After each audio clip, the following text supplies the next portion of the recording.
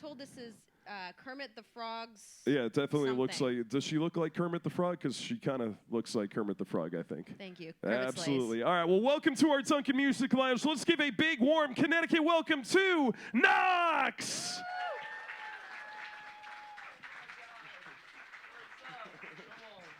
Come on.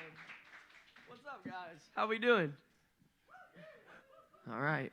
Hey, I like your shirts. Let's go. Dude, this is so cool. I've never been to Connecticut in my life. So I honest to God thought there was going to be nobody here. So thank you guys for being here. All right. So hold on. Are those actual, like, your merch? Yeah, those are, what show did you guys get shoot. those? Sinclair, huh? That's sick. That was a great show. That was fun. That's awesome. Well, thanks for being here. That's sick. It's pretty rare, I feel like, for people to come and show up in the actual merch from the artists Right? when we have them That's here in the Dunkin Impressive. Music Lounge. So that definitely is impressive, for Yes, sure. sir. Well, sorry that you're coming to Connecticut on a cold and windy day in the middle of March. It does look a Literally. little bit Sorry. better in the summertime, but not really a lot better. Yeah, it's still beautiful out there. You know, it could have been cloudy. Like, and, it looks a rainy. little bit better, Sunny. but not really that much better, for sure. Right. For sure. So you've never been to Connecticut before, like you said. What's your first impression besides our very unfortunate weather today? I mean, honestly, I pulled up and I didn't know there was like a whole city here. So we got here and I was like, oh, dude, this is like a real place. This is awesome. So yeah, it's great. Yeah, you know what? A lot of people just drive by on the highway between New York and Boston, Yes. and Yeah. they see it off to the right, and they're like, oh, okay, whatever, and they move on. And well, But- not me, baby. Not me. I'm Nah, here. You're I'm here in the Dunkin Immersed. Music Lounge. Yes, So sir. one thing I think, that's really interesting about, like your development with your career is American Idol. Obviously there are a lot of people that probably, dude, I'll be honest with you, bro, I would have probably given up. Like at that point I would have been like, nah, this probably ain't for me. I'm gonna go sell insurance. It's almost like I almost gave up on radio a bunch of different times because I had been rejected for a variety of different things. Tell me what made you just kind of have that strength to keep going and get here where you are today.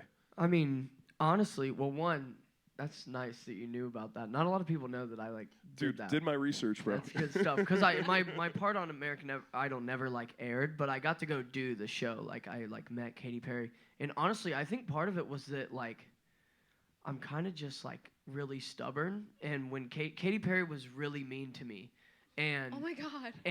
but She was also really mean to me one time too, so really don't feel okay. bad. Okay, yeah, she was Oh, she was okay. very not nice. True to me. story. And so I feel like part of that is part of me is fueled by the fact that maybe one day I'm gonna be able to meet her again and tell her that I'm signed to Atlantic and I get to do stuff like this. I feel like that's part of it, but I mean, you got a higher charting song than she has in probably 5 years right now. So Oh, I didn't say that, guys. That was him. All right? I didn't say that.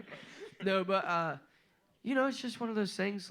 What's the saying? You fail and you fail and you fail, and that's why you succeed. I feel like it was one of those things in music, and so. I mean, it definitely sucked when that happened, but it was so long ago. And honestly, back then, looking back at it, I probably didn't deserve a yes anyway. I was kind of rough. I feel like I talked my way to American Idol rather than performed my way to American Idol. That's so, okay. Yeah. it's bad. I tell, and we have some of our part-timers here, I tell people if you can talk, you can usually make people believe that you're something that you're not. If you can talk a good game. So I tell people that all the time. Just talk a good game and you're in. So that obviously, that part of it worked out for you at that time. Yeah. Absolutely. Yeah. And a little bit backstage, we talked about Ed Sheeran and how he works so hard, and that inspires you to work so hard. Any other influences that really kind of push you on a daily basis? Ooh.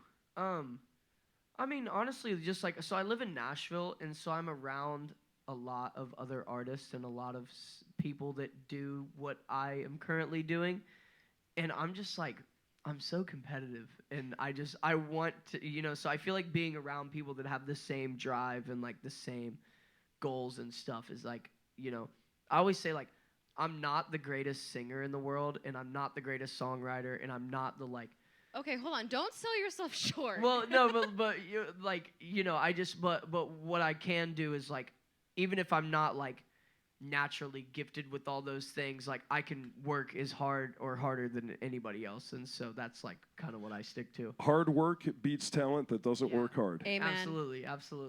Absolutely. That's a So, bar. so I got to know, like, did a girl actually say to you, "You're not the 1975"? Yeah, somebody told me that I would never be Maddie Healy. That was what they said. That's like, I mean, I don't know whether to give her credit or not give her credit I ain't because giving her credit. obviously Absolutely not, no.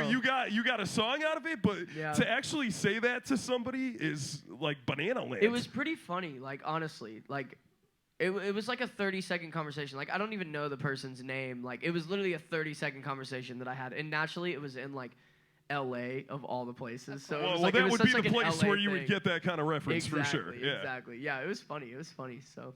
What's wild is this conversation has been going on for less than 5 minutes, and 70% of it has been shade.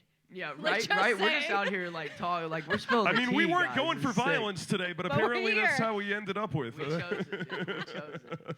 So I heard that down the grapevine, you're actually a High School Musical fan, believe it or not. I love High School Musical and Camp Rock, all that stuff. Lemonade Mouth, come on, dude. Let's go. I love it all. This is not my department, so I don't even know. I couldn't even tell you one thing about any of that. Oh, it's Stop. the best. No, I can't. I don't care what anybody says. It's so good. It holds up today. High School Musical Literally. 3 has like some of the best music I've ever heard in my entire life. It's so good. Like, Can I Have This Dance will be played at my Yes. wedding one day. You know what I'm saying? Yeah. This It'll be room good. back there got pumped too. It'll They be got sick. pumped. It'll be sick. Wait, but did it also give you like a super unrealistic vision of high school? Because when I went to high school, I was like, this is going to be great. And I'm like, this is horrible. Yeah, kind of. I went to a school that was so tiny. Like, I graduated with 44 kids in my class. Wow. Yeah, and it was like a public school, too. It wasn't like a private school. It was public, so. See, I peaked Yeah. in high school, so I cannot relate to any of this. Yeah, no, I did not. Wow, Yeah. that's crazy. Pretty funny, Small world. right?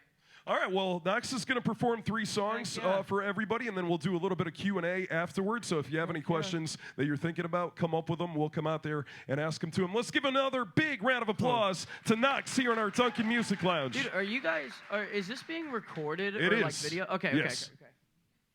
I was Do you want us to shut it off?